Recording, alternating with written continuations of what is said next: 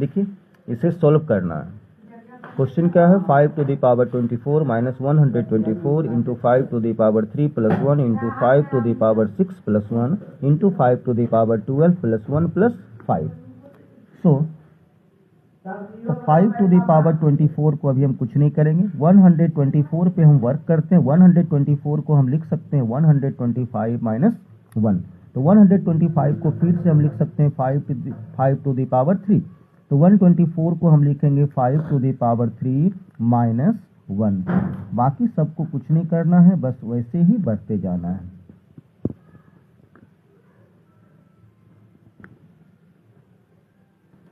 अब हम देखेंगे इस क्वेश्चन में दिख रहा है कि यहाँ से यहाँ तक ये a minus B into A plus B के फॉर्म में है, और अगर कहीं पे हमें a minus B into A plus B के फॉर्म में आता है तो इसे हम सिंपली लिख सकते हैं A square minus B square. तो हम यहाँ भी अब वही काम करने वाले हैं, 5 to the power 24 को कुछ नहीं करेंगे, बस ये a minus B into A plus B के फॉर्म में है तो इसे हम लिख सकते हैं A square minus B square.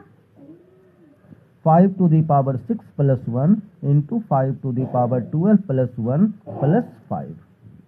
तो ये हो गया फिर 5 to the power 24 माइनस, अगर कोई फॉर्म एक्सपोनेंट में आप पढ़े होंगे कि अगर a to the power m का होल पावर n है तो ऐसे केस में हम पावर को मल्टीप्लाई कर देते हैं।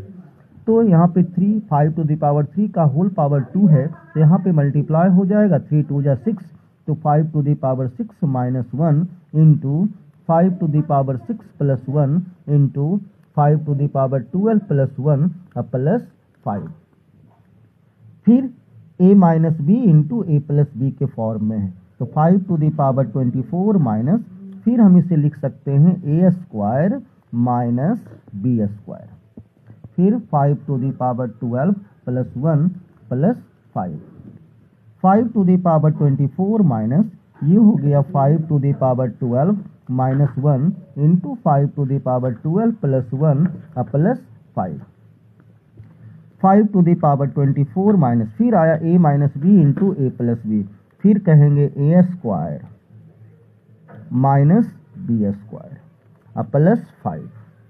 तो ये हो गया 5 to the power 24 minus 5 to the power 24 minus 1 plus 5।